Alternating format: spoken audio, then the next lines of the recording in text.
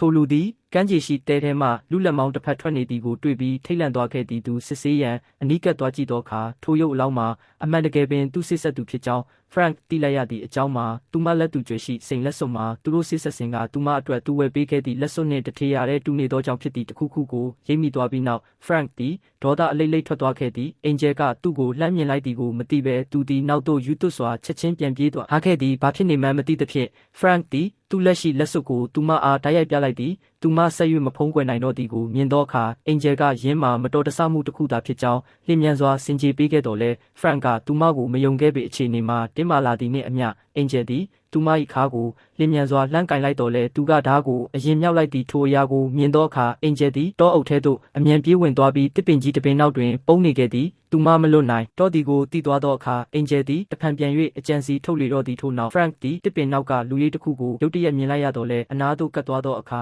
မြေပြင်ပေါ်တွင်ဖက်နှက်တစ်စုံကိုသာတွေ့ရတော့သည်ထိုအချိန်တွင် Angel ကသူ့ကိုနောက်ကနေလှမ်းဖမ်းလိုက်သည်သူသည်ချက်ချင်းပင်အသက်ရှူရကျက်လာသည်ကိုခံစားလိုက်ရသည်သူသည်ရုန်းကန်လှုပ်ရှားပြီးနောက်ဆုံးကြံရှိသောခွန်အားကိုသုံး၍သူမ၏စပင်ကိုဆွဲလိုက်သည်ထို့နောက် Angel တုံ့ပြန်ရန်အချိန်မရခင်မှာပင်သူမကိုမြေပြင်ပေါ်သို့ဖိချပြီးသူမအားအသက်ရှူကျက်စေရန်အတွက်သူမ၏ခေါင်းကိုရွှတ်မြေကြီးထဲသို့အသေးအတန်တွန်းနှက်ခဲ့သည်ကံကောင်းထောက်မစွာဖြင့်အရေးကြီးသောအချိန်တွင် Angel သည်ဓားကိုကောက်ကင်လိုက်နိုင်သည်သို့သောသူမ၏မျက်လုံးများမှမြေကြီးများကိုတုပ်ဖယ်ပြီးနောက်တွင်တော့သူပျောက်ကွယ်သွားသည်ကိုတွေ့လိုက်ရသည်ဒဏ်ရာရထားသော Frank သည်ထွက်ပြေးလွတ်မြောက်သွားခဲ့တော်လဲသူပြေးသွားသည့်အရက်မှာ Angel ပြောမှုသည့်အစိမ့်ငွေ့များပြည့်နှက်နေသောနေရာဖြစ်သည်ကိုသူသတိမထားမိခဲ့ပေထိုအရာကိုမြင်သောအခါ Angel သည်လိုက်မပြေးတော့ဘဲလှည့်ပြန်သွားခဲ့သည်သို့သောတောအုပ်ကိုဖျက်ကျော်ပြီးနောက်တွင်လဲ Frank သည်ထိခိုက်ဒဏ်ရာတစ်စုံတစ်ရာမရဘဲဘေးကင်းနေစေဖြစ်သည်သူလမ်းကြည့်နေစဉ်မှာပင်သူ့နောက်ထပ်ထွက်ပြေးရမည့်လမ်းကြောင်းတွင်သူသည်တုန်လှုပ်เสียတစ်ခုခုကိုမြင်လိုက်ရသည်ကြောက်ကမ်းပါးပေါ်တွင်ဇိမ်ခံပီလာအင်ကြီးတစ်လုံးရှိနေသည်ယင်းမှာလူသူကင်းမဲ့သောကျွန်းရိုက်တစ်ကျွန်းလုံးဝမဟုတ်ဘဲလူများနေထိုင်လျက်ရှိသည့်ကိုပိုင်ကျွန်းတစ်ကျွန်းဖြစ်နေသည် Frank သည်အကူအညီတောင်းရန်လျင်မြန်စွာပြေးသွားခဲ့တော်လဲ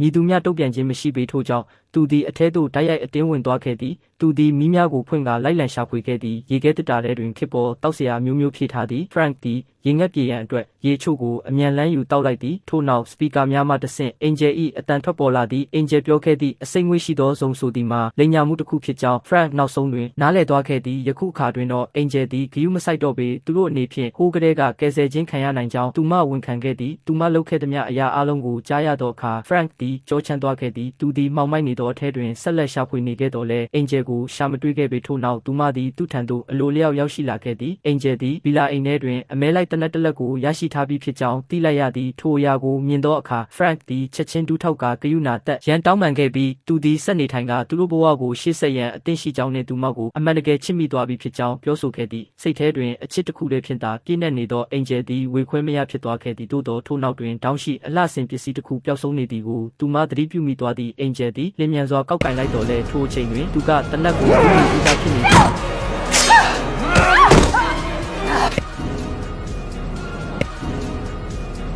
ကန်ဆိုးမိုးမောင်ကြစရာဟာတာတစ်ခုမှာထိုတနက်ထဲတွင်ကြည်စံများမရှာကိနေခြင်းပင် Angel သည်နောက်တစ်ကြိမ်ထပ်မံလွတ်မြောက်သွားခဲ့သည်ယခုတစ်ကြိမ်တွင်တော့သူမဇဝေဇဝါမဖြစ်တော့ပေအဘယ်ကြောင့်ဆိုတော့သူမ၏အာဏာကိုဆက်လက်ထိန်းသိမ်းရန်အခြားအစီအစဉ်တစ်ခုကိုစဉ်းစားမိသွားသောကြောင့်ဖြစ်သည်ထို့နောက်တွင်သူမသည်အခင်းဖြစ်ပွားရာနေရာကိုရှင်းလင်းခဲ့သည်သူမသည်ရှာဖွေတွေ့ရှိခြင်းခံရသည့်အသက်ရှင်ကျန်ရစ်သူတဦးအဖြစ်ဟန်ဆောင်ကလူသူကင်းမဲ့သောကျွန်းမှအံ့ဖွယ်ဖြစ်ရက်ကိုအကြီးအကျယ်ကြော်ညာခဲ့သည်ထို့နောက်လျင်မြန်စွာနာမည်ကြီးလာပြီးနောက်စာအုပ်တအုပ်ထုတ်ဝေခဲ့ကလူအများအပြားအားကျရသည့်အောင်မြင်ကျော်ကြားသူတဦးဖြစ်လာခဲ့သည်